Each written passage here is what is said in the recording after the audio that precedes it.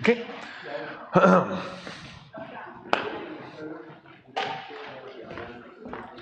While you guys are finding your seats, I'm going to show you a fun thing. When we were getting out of debt, one of the things that we had to do was get real creative when it came to things like Christmas. Not that we're against buying Christmas gifts or doing those things, but again, we didn't have a lot of money and we got a lot of kids and different things. And so one of the things that my wife and I agreed upon was we won't worry about getting ourselves any Christmas gifts, at least until we're in a little better financial situation. Well, one year she surprises me and my brother and my dad, and she each hands us a gift. And I'm like, what in the world? I'm going, budget, money? I'm thinking, what happened? Well, what she did was she took a picture that was my dad and Johnny Cash from 1968 in Davenport, Iowa. The picture was kind of not in the best condition, and she cleaned it up, and she made a picture with this, and I'll never forget getting this. This is one of my favorite Christmas gifts ever, and it just cost $5. And so, when you're getting out of debt, sometimes you get creative. And again, this is a memory that I'll have forever, and I can pass this down. And it's just $5. And of all the gifts I've gotten, this is one of my favorite gifts ever. So, all right, we've talked a lot about a lot of things. Now we get to talk about debt. Now, the interesting thing about debt is this. Budgeting and savings, when I bring that up, everyone knows you should budget. Everyone knows saving is a good idea. That's not a thing. The problem with debt is there's a wide range of understanding of what's good debt, what's bad debt. And so you've got people who give advice here that says never borrow money ever, ever, ever, ever, all the way that people say you should leverage, use other people's money, borrow, and all the way in the middle. And so which way is the right way and all those things. So if over here is never borrow money under any circumstances, I'm probably right here one step to the right or left or whichever way it is that way. And so that's the view I come from. And again, I used to give out like candy and believe in debt big and strong. And so I just have a different purview now. So now you should be at the red or maroon or whatever color is the final part of our presentation where we are going to be talking about tackling debt. The first three, fill in the blank lines, is we're going to talk about perception versus reality when it comes to debt. And we've got 10 of those we're going to walk through. Then we're going to teach you how to tackle your debt. And then we're going to end with some motivation to do so. Now, we've already been through the why. Again, if the why is strong enough, the how will happen. So you can skip the first part of the top next page. But the reality check is this. 30% of Americans have outstanding loans on their 401k.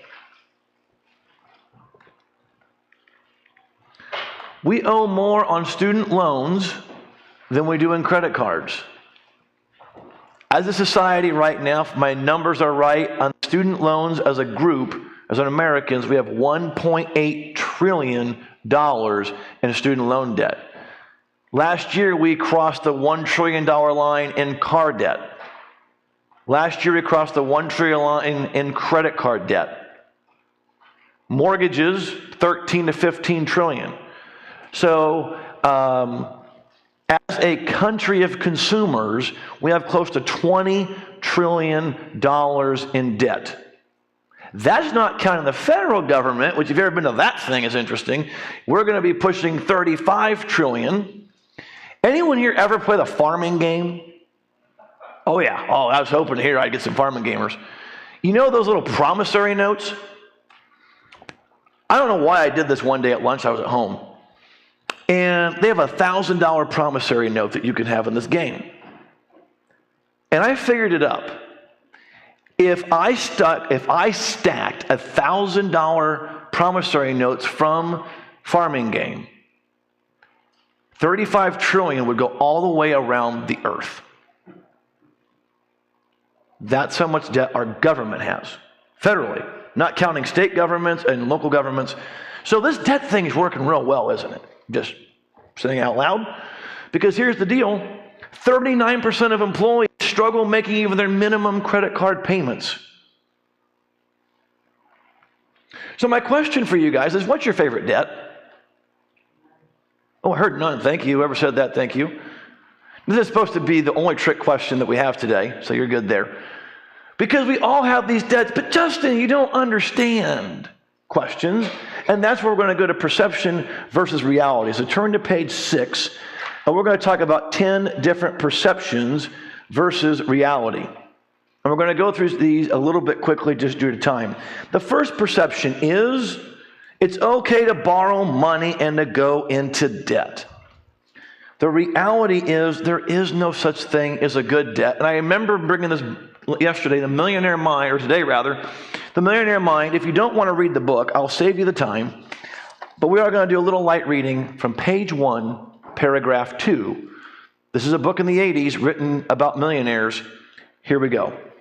Early in my career of studying wealthy people, I had a glimpse of this segment of the millionaire population. What I learned from them was simple, yet the message had a lasting impact on me.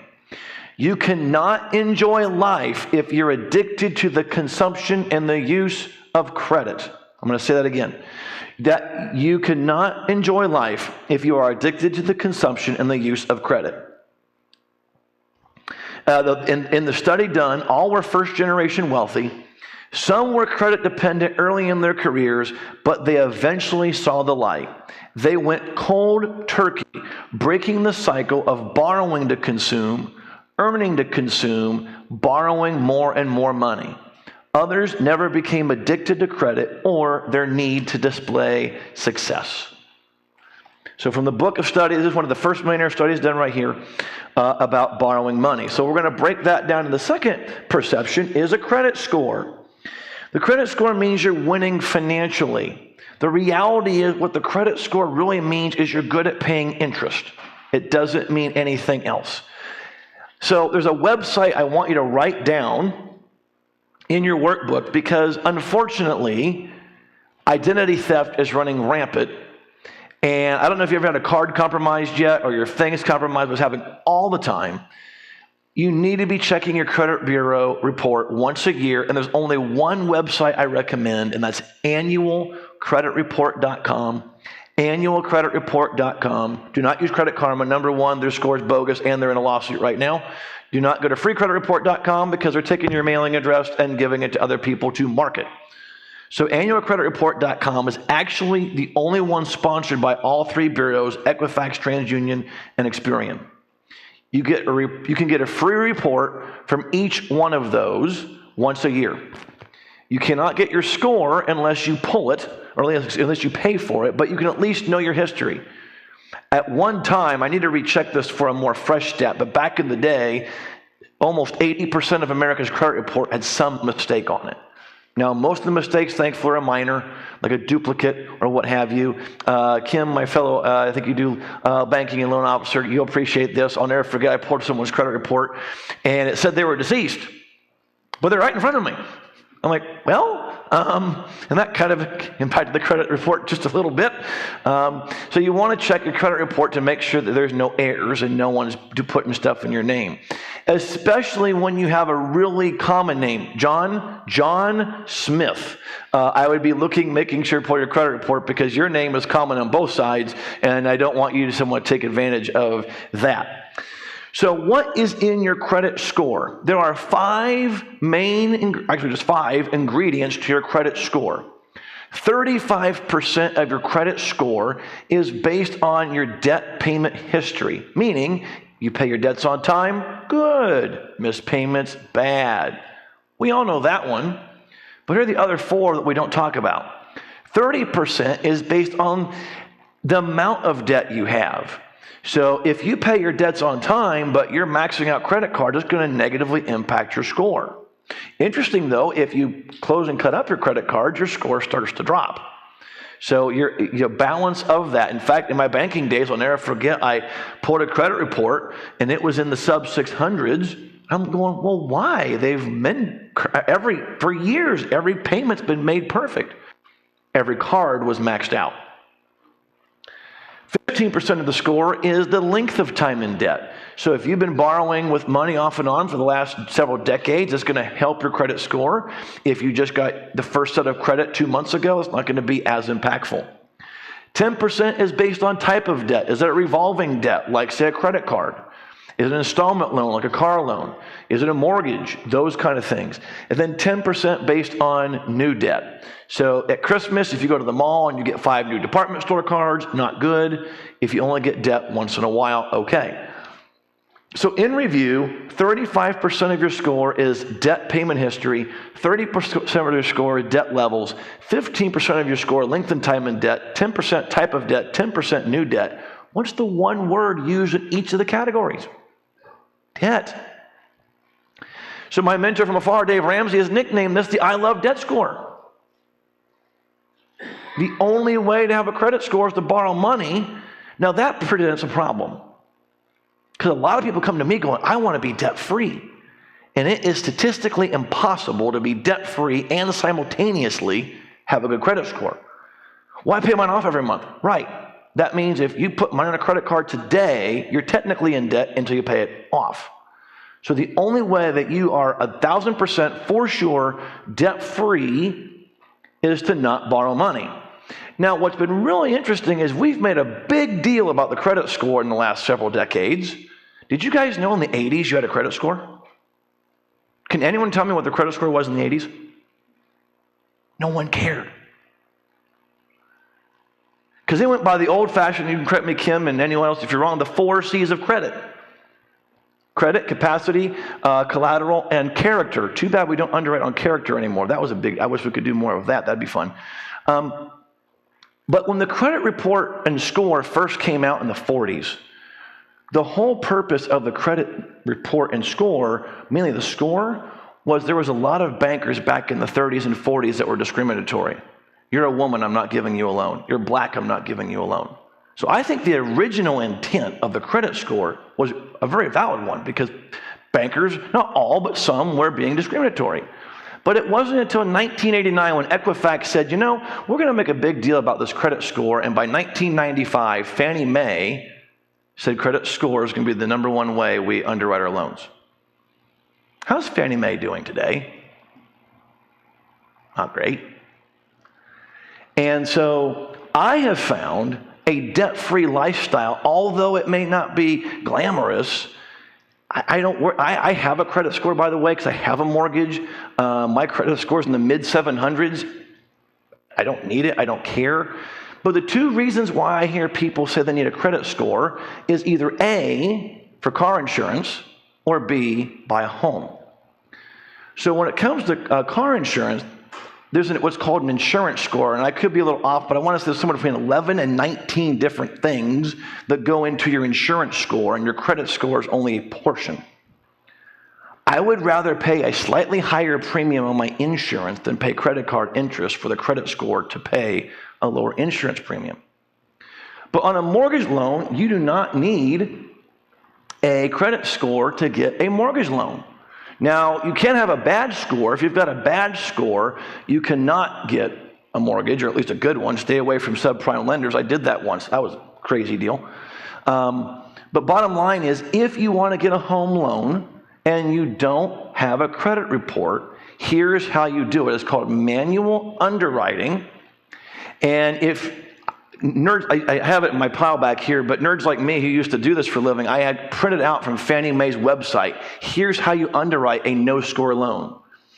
In fact, Quicken, I'm not a big fan of Quicken Loans, but Quicken Loans, when the pandemic was going in December of 2020 or 2021, they did a whole article, here's how you get a loan. without a credit score. And they're the second largest lender, last I knew, in mortgages. And even they had an article, here's how you do it without a credit score. So here it is. Number one, you've got to have rent history, proven rent history, and then 2 or 3 other what we call trade lines in the business, or bills with your address that there's at least a year documentation of you paying on a monthly basis. And if you can provide that information with the same job requirements that you need and down payment requirements, you can get a loan manually underwritten. Now, some banks will charge you a big rate to do, they'll either raise your rate a bunch or they'll do that. And if that's them, walk away. I know of lenders right now who do manual underwriting every day, every state. They know how to do it. So if you or a kid, adult child, they're trying to get a mortgage loan but can't because they don't have a credit score, but they have the down payment and they have everything else, it's just a credit score box, let me know. I would love to get them in touch with people that I know, because I'm every year seeing people getting a mortgage loan with competitive interest rates with no credit score. And the weird thing is, the moment you get a mortgage, you're going to get a credit score. So you'll be in the credit score world a little bit. This is the only time I'm going to hit pause in the middle of this, because a credit score is a very big subject for a lot of people. Are there any questions about the credit score specifically before we jump to the next part of debt?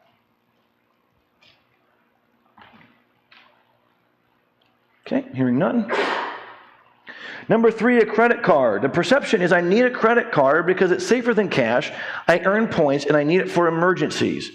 The reality is a debit card and a debit card and cash are better.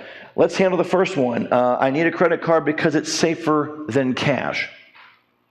Well, a lot of people will tell me the reason why that they have a credit card is today's world where people buy things and I didn't buy that, and if I could call my credit card company, they'll just take it off. If you go to Visa and MasterCard's website, which all debit cards are backed by Visa and MasterCard, they have a zero liability to you, the consumer. If there's any fraudulent activity on your debit card, the bank has to put it back. And one of the last things I did as a banker over a decade ago is we had some goober that got 40 of our clients and went to town on their debit cards. We were a smaller bank at the time, and we had a mandatory meeting, and we said, how are we going to, because this has never happened to our bank at the time, and we right away put money in their account. About once a year, someone gets one of my debit cards somehow, some way, and the first time it happened, I'll never forget, they bought a $300 laptop off. I'm like, I didn't buy that. All you have to do is go to your bank debit card. On the back, there's an 800 number that will go to a fraud division. You call that department and tell them, and what they'll do in this case is they'll give you, my bank does 90 days provisional credit, and they'll put the money back in your account while they're doing the research to prove that you didn't do it, and then we'll send you a letter saying, we've done the homework, you're right, that wasn't you, and everything's fine. So the debit card is just as safe as a credit card. And we use our debit card for online purchases, for airline purchases. My wife went to England last year. She bought something while she was there with the debit card. And so we've always been able to use the debit card. Car rentals, the same thing. Now, I will say with car rentals, if you're going to use a debit card, make sure to go to their company website and look under the debit card policy, because they do change. Now, when you do that, you're going to see a huge list, a huge document with like very small print. Easy thing to do is find your control find section where you can search for word and search debit card. It will get right to the policy.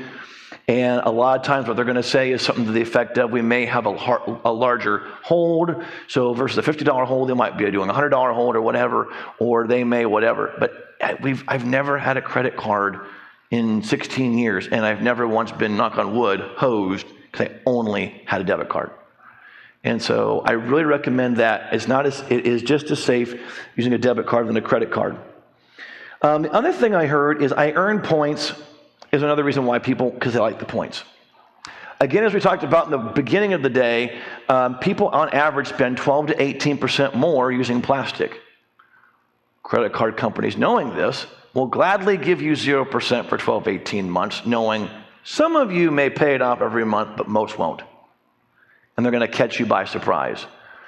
And I'll never forget a good friend of ours, and my wife and I, years ago, they were coming to see us, and they lived from out of state, and they put everything on their credit card for the airline miles.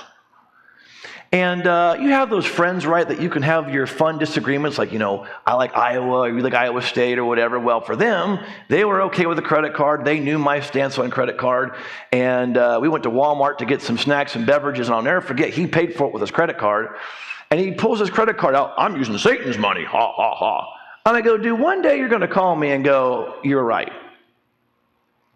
I didn't know how right I was going to be. A couple years later, he calls. And he goes, you know what is really surprising is we have all the airline miles to fly and come back to see you.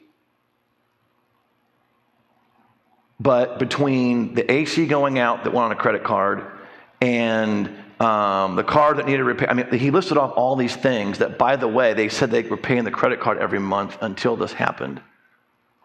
We have the airline miles, but we don't have the money to come see you, so we're not going to come see you. But had the airline miles. So these points is what they call gamification. They have gamified credit cards to make us use them. They end up making money. And if you ever go to downtown anywhere, Kansas City, Chicago, LA, wherever, what are the big skyscrapers? Credit card companies and insurance companies and large banks. They're doing the 0% because for most people aren't disciplined enough to cover it. And you're just better off to use a debit card or cash. Next page, the fourth perception is, well, I'll get overdraft protection to protect me from overdraft fees. The reality is you've still overdrafted your account. You've just paid a different fee to the bank. In fact, I'll never forget one of the banks I was interviewing with years ago. The overdraft protection is a fairly new product, and it had just come out. And this vice president was interviewing me for the bank, and he almost had that, greedy kind of laugh and snarl, and he's like, hey, we got this brand new product called overdraft protection. And no one likes an overdraft, right? I'm like, okay, yes.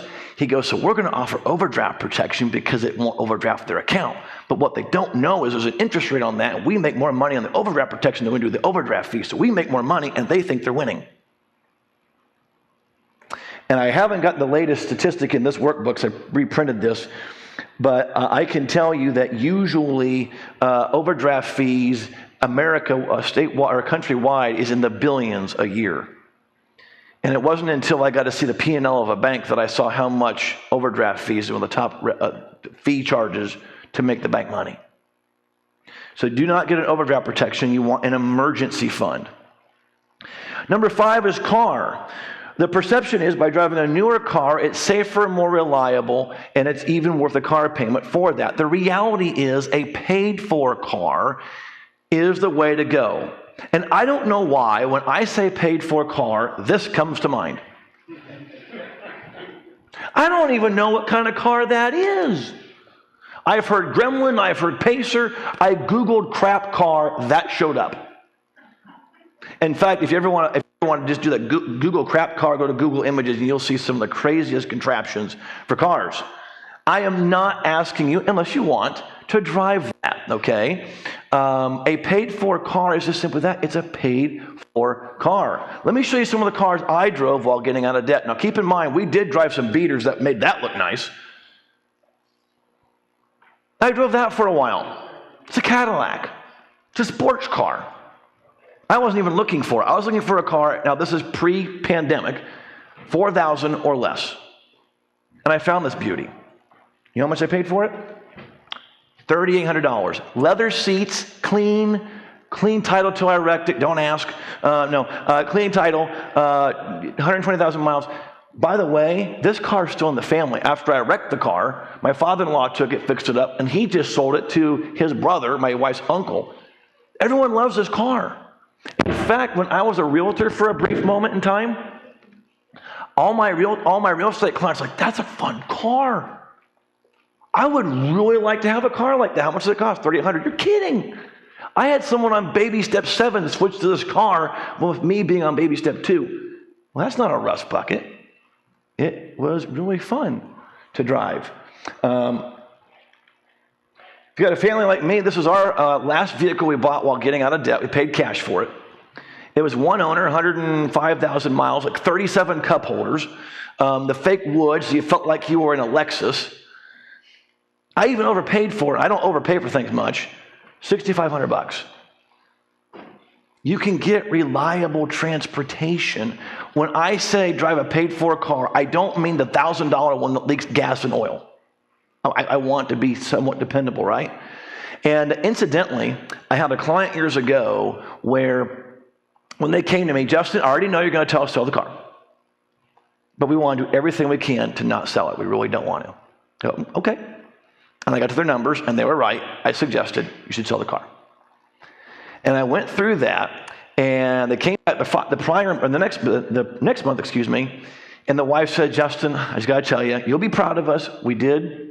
I even went online, looked for other cars. We really considered selling our car that we have debt on to get a paid-for car, but we just can't do it. I go, really? And I just went to the same. Then I went to the presentation of that I just went through with you with them.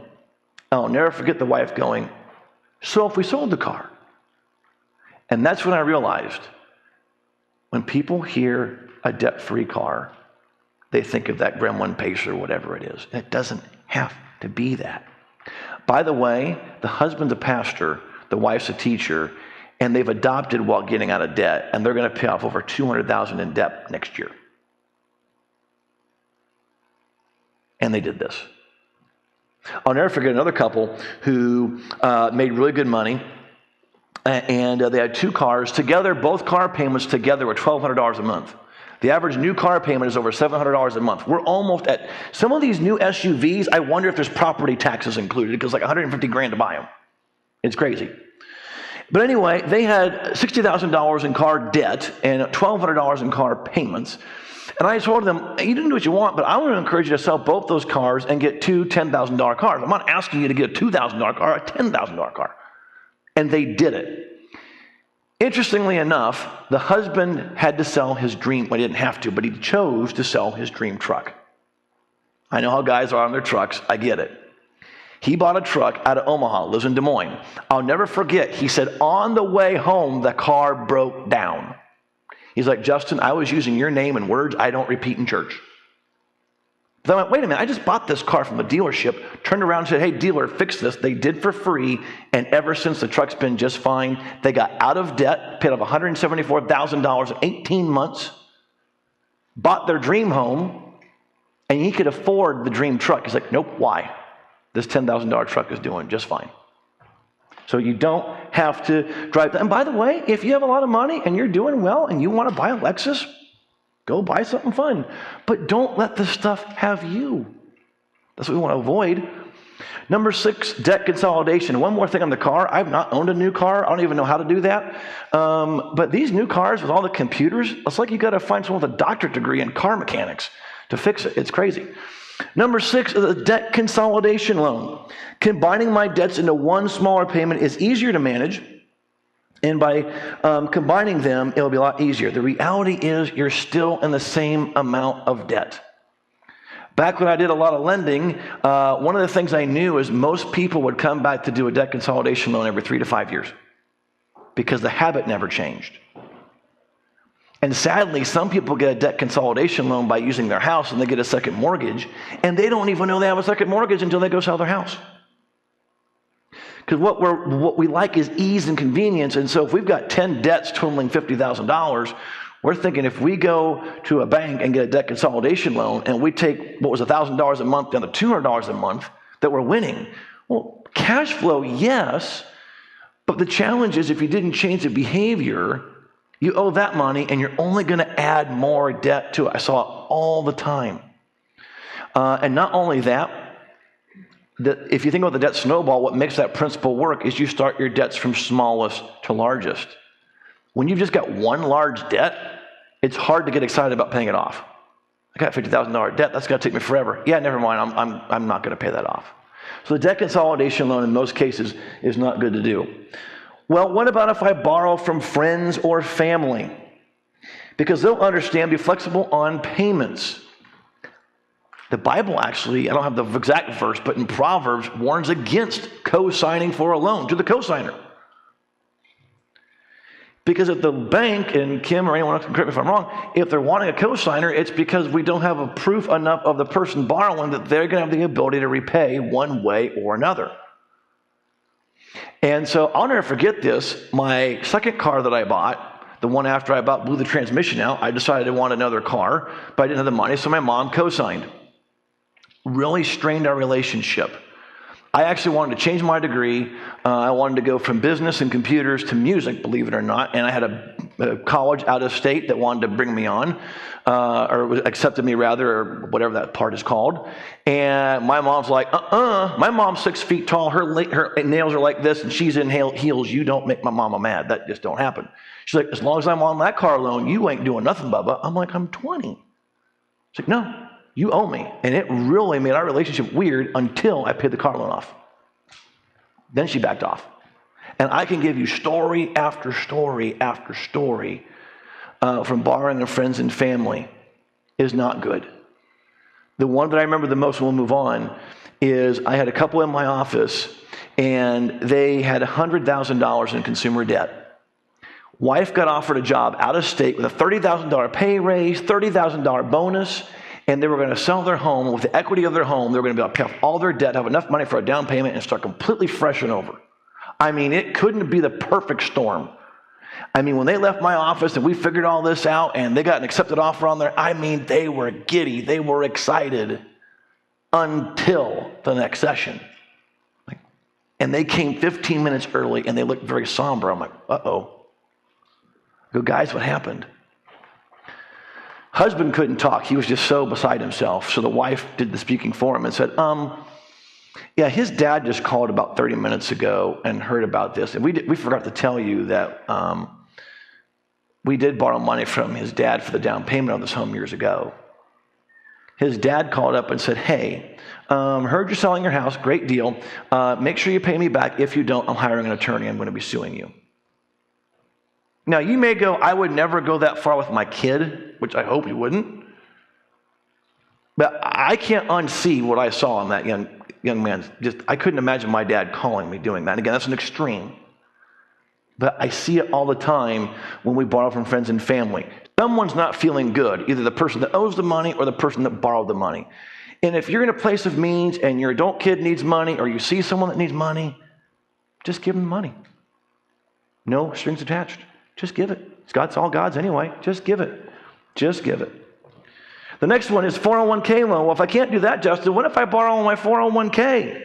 Because I'm borrowing from myself, I'm paying myself the interest, which is actually true. If you're borrowing from yourself, you're paying yourself the interest. The reality, though, is you've unplugged that from making any more interest until it's paid, but now you've put your retirement at risk. Because if you leave your company, which you will either quit or be fired, or something will happen. You have 60 days to pay it back in full. If not, you pay taxes because it's income. And I've seen this multiple times where a client I had years ago in Arizona had $28,000 in consumer debt, and he borrowed in the 401k to pay it off because he'd rather pay himself the interest, which sounds smart in theory, until the company got bought. Now, he got to keep his job, but it's now under a new name, a new company. That 401k loan came due. That was a $10,000 oops. So I don't recommend using your 401k. Now, if you're in a really bad pickle, the only time I would say the 401k comes in play is to avoid a wage garnishment or to avoid a foreclosure. If we're at that level of unfortunate circumstances and you've got to use that money, I'd rather you use that to save a home or wage garnishment. Because in Iowa, almost the max they can take out is 25% on a wage garnishment, and they almost always do of your paycheck. So if you're bringing home, say, $3,000 a month, there's 25% out the door. So if you need a 401k loan to get rid of that, I would subscribe to that. But other than those reasons, I would not use the 401k. Next page, to fill in the blank, well, I will get someone like a debt settlement company or a credit counselor to help me because they can do a better job than me. The reality is no one cares more about your situation than you. And debt settlement and credit counseling are two very different entities, but they get lumped in together. So I want to go over how those work. A debt settlement company, how they work is simple. You call them up and saying, hey, I'm drowning in credit card debt. I need someone to bail me out. And what they'll have you do is you're going to pay them X amount a month while you're missing payments every month. Because what they're doing is getting you 6 to 12 months behind to then settle on your behalf. Number one, you could do that yourself. I don't recommend it as a debt payoff strategy. But number two, most of these companies go out of business in 2 years and bye-bye your money.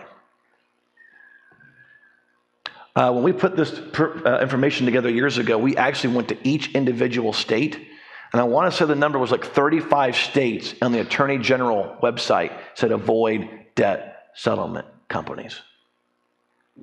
I actually had a single mom who was begging me, I want to get out of it. I said, I know, don't use a debt settlement company, please don't do it. I got a call years later, Justin, I called this company up, and in 2 years they folded, and I lost 10 grand. She was working really hard.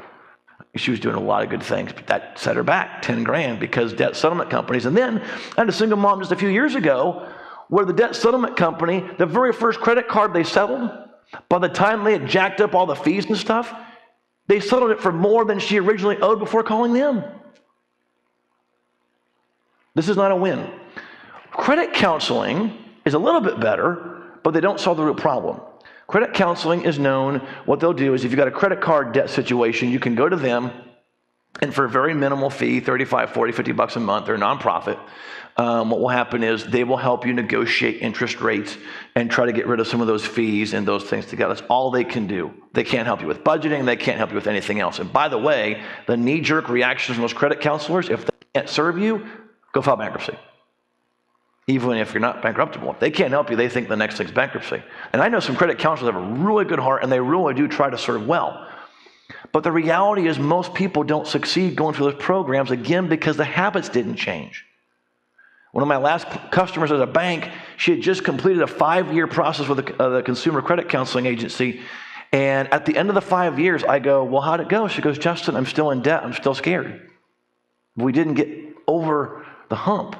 Now, the credit counselor, should you ever bring one of those on, and there's rare exceptions where I will bring someone on like that, but when you do credit counseling, in most cases, what ends up happening is on your credit report, the credit cards will show you in a credit counseling program. Now, the bank doesn't report that, the credit card companies do. But as a banker who used to do mortgage loans, when I would see credit counselor in the credit report, my underwriting guidelines, I'm paraphrasing simplistically, I underwrote you like a Chapter 13 bankruptcy in a lot of the cases because it's, to the banker, it's looking like you're one step away from bankruptcy, even though it's just you trying to get help and trying to get out of the mess. You can get a mortgage loan with credit counseling, but it's very hard, and typically the terms are not that favorable. So except for very dire circumstances, I do not recommend credit counseling, even though most of them have a good heart, they mean well. It's just very limiting in the relief that you're going to get with the services. And lastly, bankruptcy. Filing bankruptcy will solve all my problems. The reality is the bankruptcy stays for the rest of your life. And I'm not here. If you filed bankruptcy, I get it. I'm thankful it was the only thing I've not had to do. And sometimes you just wave the white flag. But I have coached so many people out of bankruptcy because really what they were saying was, I'm just tired. And they just needed a fresh set of eyes. There are times when you have to file, and I get that. And if, again, that was you, this is not a judgment zone. But again, if you're thinking about filing bankruptcy before you do, seek someone like me out especially. Find someone else, because sometimes a fresh set of eyes could give you new perspective. And a bankruptcy can be $2,000 to $4,000 to file. And there's what you call a means test if you go to file bankruptcy.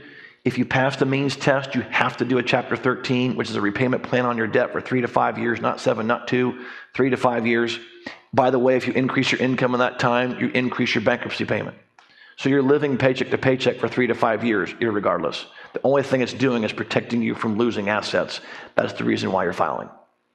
A Chapter 7, that's what people think they're going to get, which is almost the atom bomb that wipes you kind of clean and starts over. But you can't bankrupt most student loans. You can't bankrupt child support. You can't bankrupt tax debt.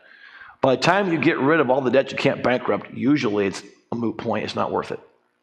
Again, there are rare circumstances where bankruptcy is in need, but again, talk to someone else. See if a fresh set of eyes will be more serviceable to you before making that decision. So what are we saying in short? The ultimate perception is if we borrow money, it's going to lead to happiness. The reality is debt leads to stress.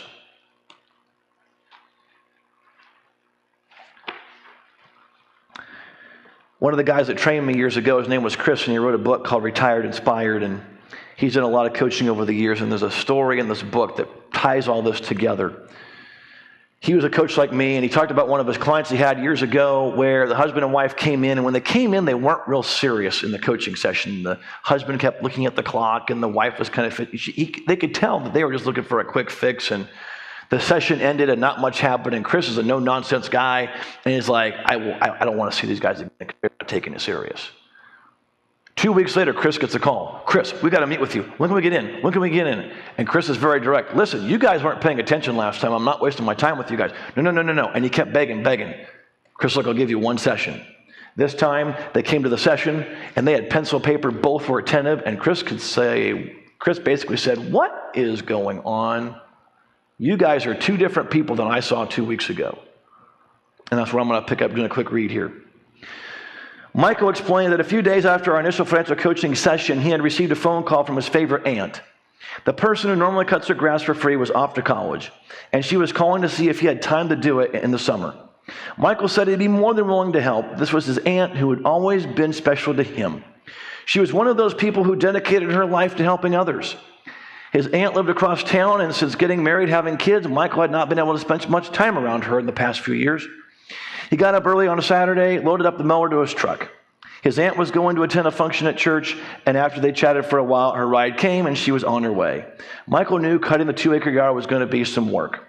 A couple hours into the job, Michael decided to stop for lunch. However, he had been in a rush that morning, and he realized he forgot to pack lunch. So sweaty and hungry, he thought he would just go find something to eat in his aunt's kitchen. No big deal, right? I could see Michael start to get a little emotional. As he told me about his aunt's kitchen, he opened the fridge, but all he saw was some expired milk and a bottle of ketchup. He moved over to the cabinets, but only found dishes and cups, and finally he checked the cupboard, and that is when his heart sank. The cupboard was completely empty except 7 cans of dog food. Michael reached in and picked up one of those cans and held it in his hand for a moment. As the truth of the situation began to sink in, Michael paused at this point of the story. He looked me square in the eyes, and his voice began to shake. As he described the moment, he realized the terrible reality this wonderful woman had been living. He said the words I'll never forget, Chris, my aunt doesn't own a dog.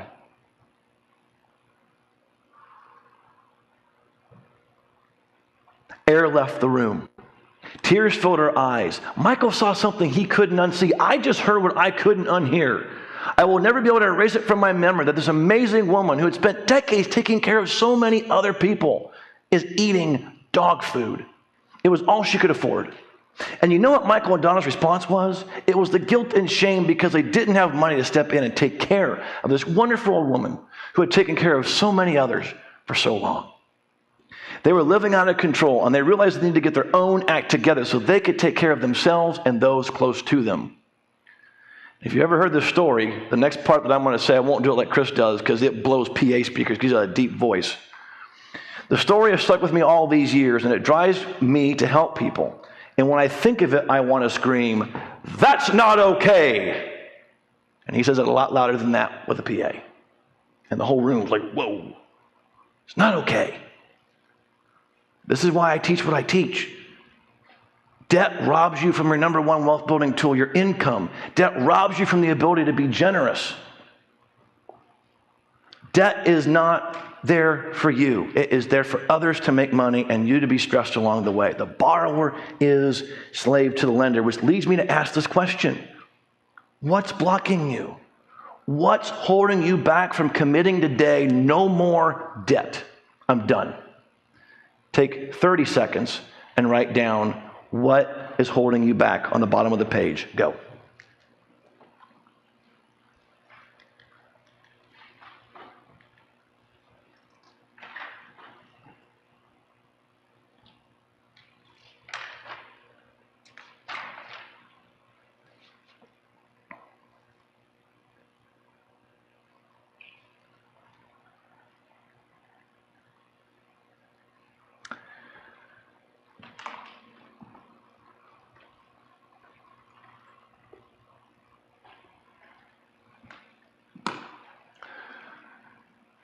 With time getting close here, I normally have the room answer. And in fact, when I first did this seminar years ago, we didn't have people answer. And I was at a workplace once where people started opening up and sharing. I'm like, whoa, it's like group coaching all of a sudden. People were just like sharing.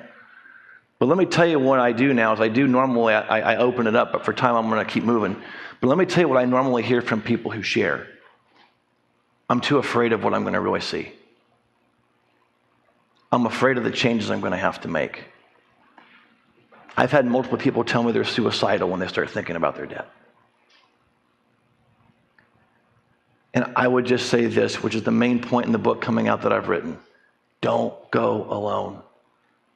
If you're someone that can't open up your bank account, and I've got a lot of young people who are so nervous about opening their own bank account that they literally need someone there to be with them to log in. That's how nervous they are to open their own bank account. If you're someone that's paralyzed by the fear of you don't know what to do, you don't know where to start, get help. And it doesn't have to be with me. Talk to someone here, talk to someone else, talk to me, whatever, but have someone go with you through this. Because you don't need to go through it alone. And there's no shame and guilt. As we talked about yesterday, make sure to forgive yourself for any past mistakes. But the bottom line is this, whatever's holding you back, step through it. Step through it. Now, how do we get out of debt? We talked about the debt snowball yesterday. But the next page is we stop borrowing money. You got to make a commitment that borrowing is something you're never going to surrender to again. We talked about budgeting. We talked about the emergency fund, the debt snowball we talked about yesterday. Again, the debt snowball is where you list your debt smallest to largest by balance. I'll show you a quick example of that in a minute. Or right now, actually.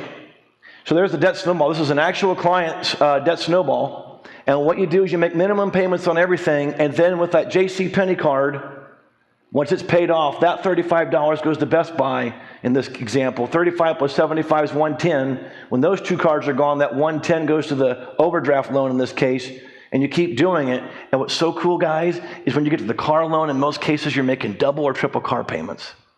Or when you get to the student loan, you're making double or triple student loan payments. It's fun when you can actually feel yourself getting out of debt and feeling the traction. So what you got to do, though, is you got to go get, for most people, some extra money. And here's the calculation.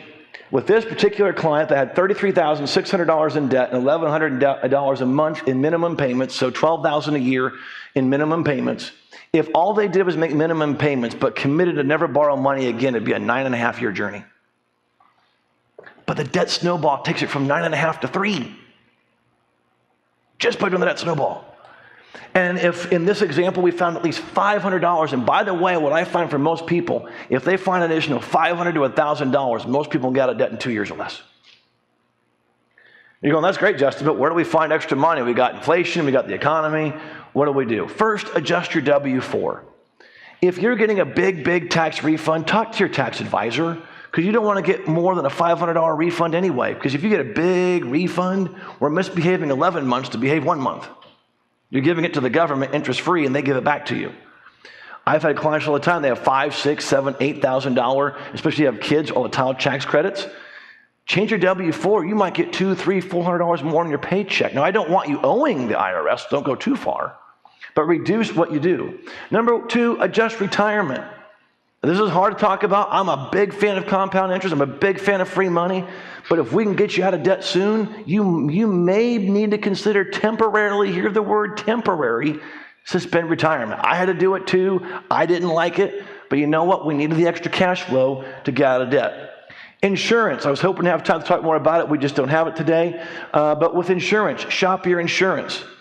And right now, the insurance world is crazy with all the things going on. So shop insurance. See if you can get a better car insurance or homeowner's insurance deal. See if we can save some money that way. Live by the reality, and whenever I get extra money through savings, bonus, and gifts, put it to debt. Sell stuff, trade a car. I love Dave Ramsey says, sell so much stuff the kids think they're next.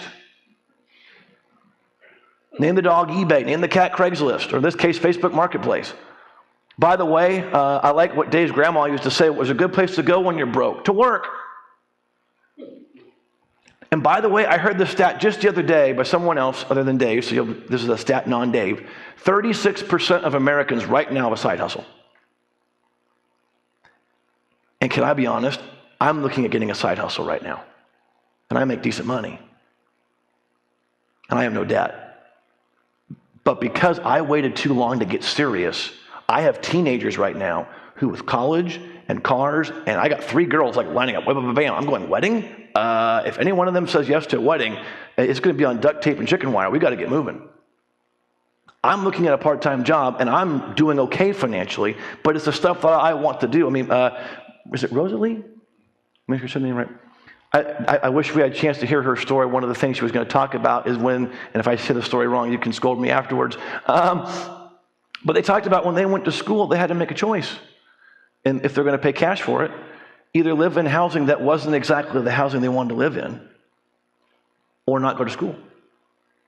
And they made the choice to go to school. And I think you liked how the way things panned out, right? But it probably wasn't pleasant at the time. I'm sure you didn't enjoy that place of living. I don't want to get a second job. I just for a living. But if I want to step up and help my kids in a way that I want to help them, I can either choose to work extra, or I can choose to not help them. Either answer is wrong. That's not a wrong answer. So side hustle for a lot of us may be the ticket.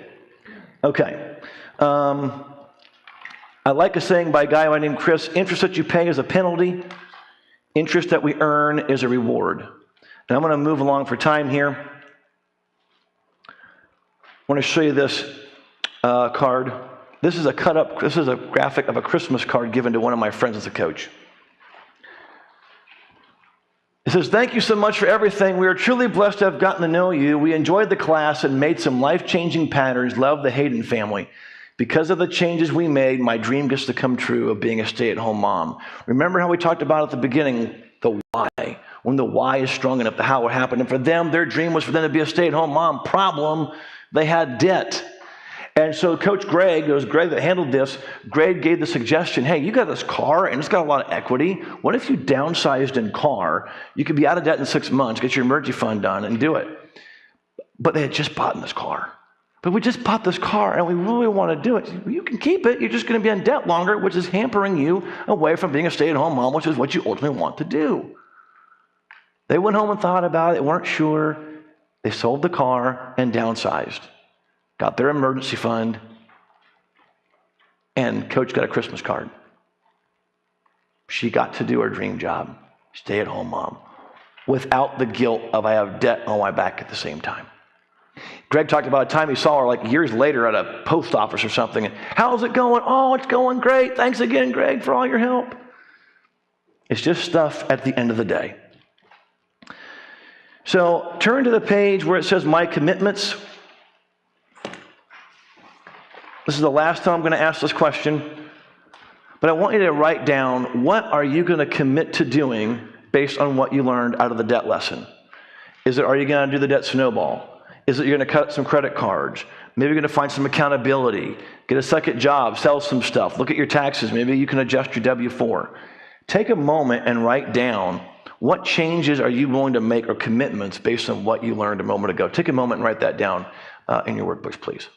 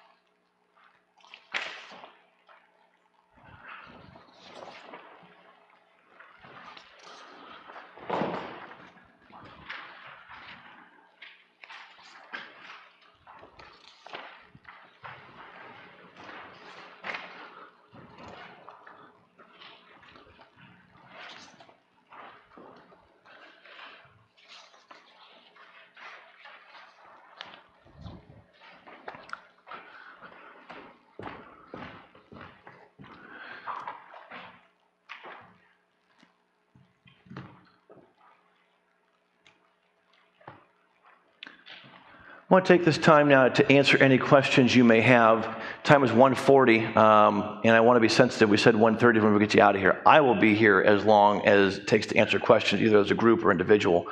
And the very back, where you signed up yesterday in registration, there are free books as my gift to you guys. One per household, please. If we run out of books, I've got other books here.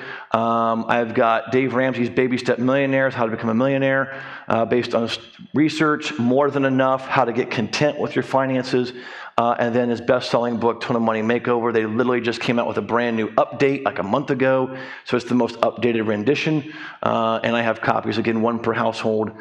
Please feel free to take one of those as my gift to you and way of saying thank you on that. As you complete your surveys, you can either bring them up to me, or if you want to put them face down on the table right behind Pastor Brian, it was great. But I want to make sure I take time to answer any questions, even if they weren't talked about in our financial talk here.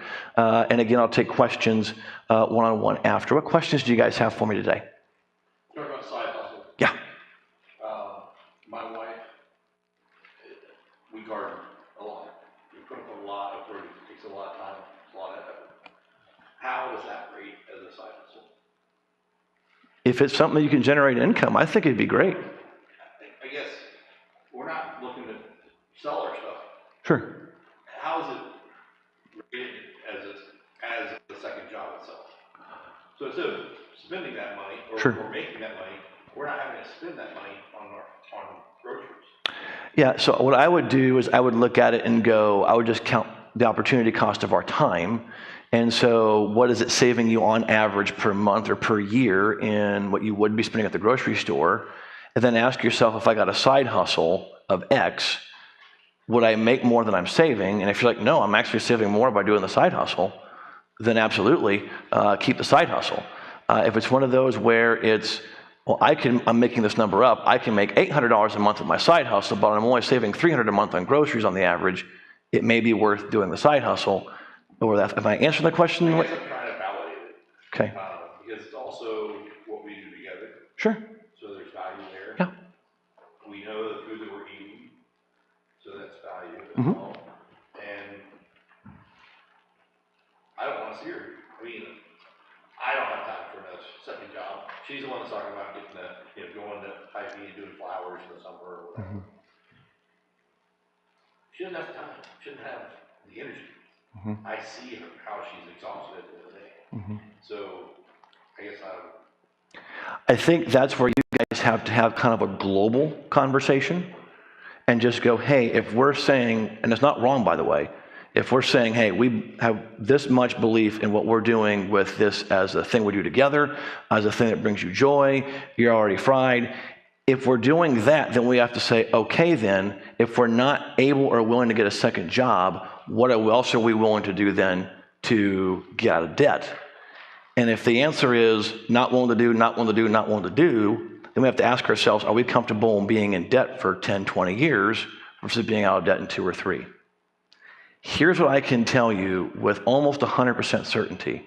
I've never met any household yet that took the plunge and got a second job.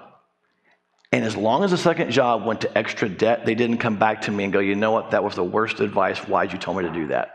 And I've seen some people have to sacrifice some stuff similar to what you're talking about.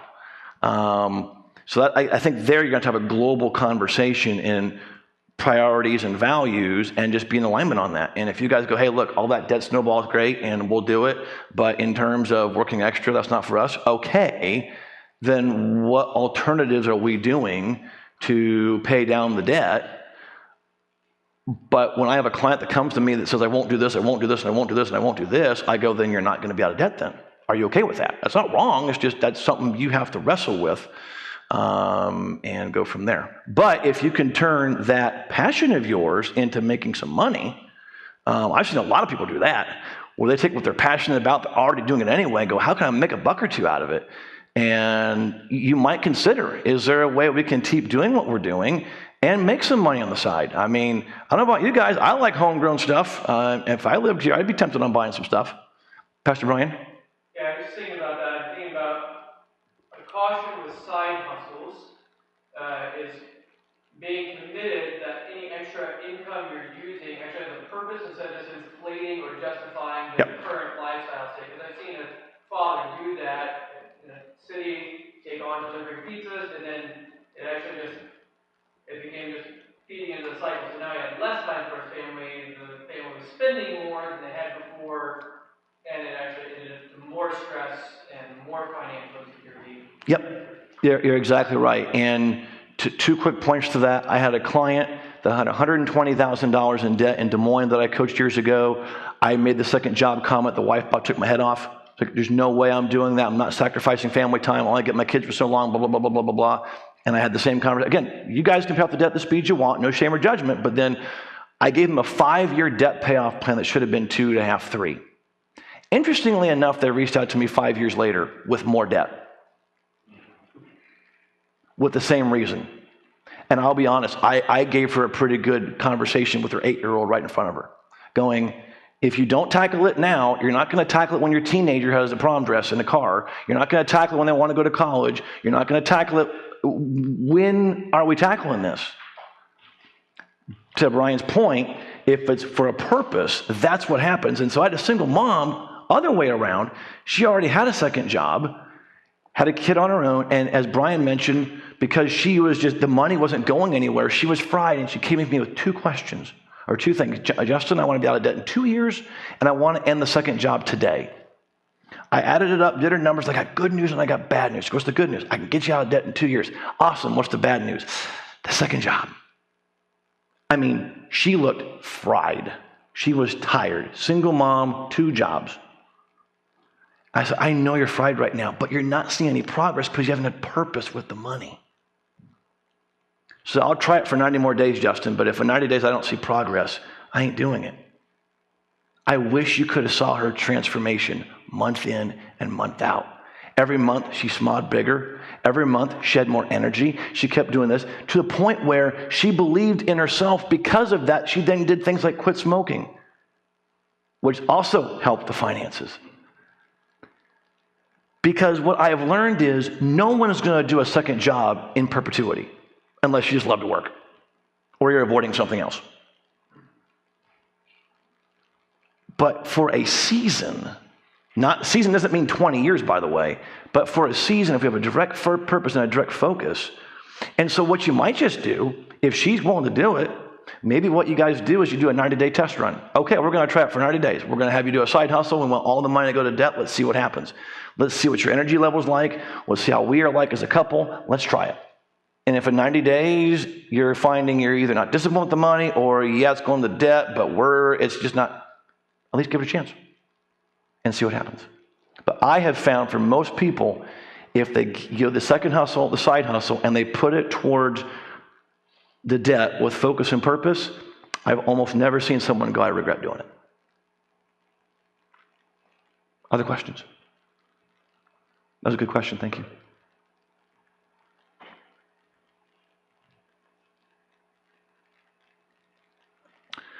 Well, guys, it has been a real treat being here. I am going to stay here, answer any questions. Your surveys, again, you can either bring up to the front or leave in the back. Guys, it has been my honor. By the way, a couple of things on the surveys. Again, I'm willing to give you budget forms if you want those, or a newsletter if you want those. That's how I'm going to announce my book. By the way, if you're wanting any free stuff, I do need your name and email. I get surveys that say, yes, they want budget forms, and I have no name. I don't know who to send it to.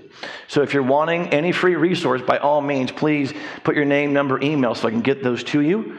I also have a list of different financial professionals that if you're looking for a referral or someone to talk about sorts of situations, we'd be happy to help with that too.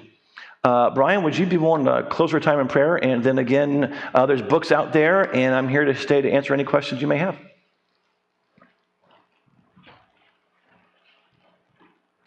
Let's go ahead and pray.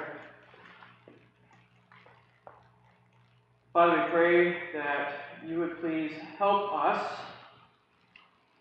to leave from this conference and have something to do. Lord, it's really easy to learn, store up knowledge. But Father, we pray that your Holy Spirit would please help us where these things need to be applied in our lives individually. That we would glorify you with the time, talents, and resources that you have entrusted into our hands. Lord, we pray that you would not let us fall into the trap that the world and Satan would love for us to have, that what we see is all there is. And if we just take joy in the amount of stuff we can accumulate, that somehow our life will be happier, full of meaning. Lord, we pray that you would please help us to be wise stewards, to use what you've given us for your glory, that we would have a true happiness and joy that could never be taken away from us, because it's eternal in you and what you've done in our hearts through your Son. So, Father, we thank you that you've given us instruction, you've given us practical application, you've given us so much, Lord. You have been generous and liberal with us. Father, please let us turn around now and be good stewards of all you've given us and be generous towards others, always seeking to bring you glory. Help us, Lord, we pray. In Jesus' name, amen. All right, well, let's give Justin a round of applause. Thank you.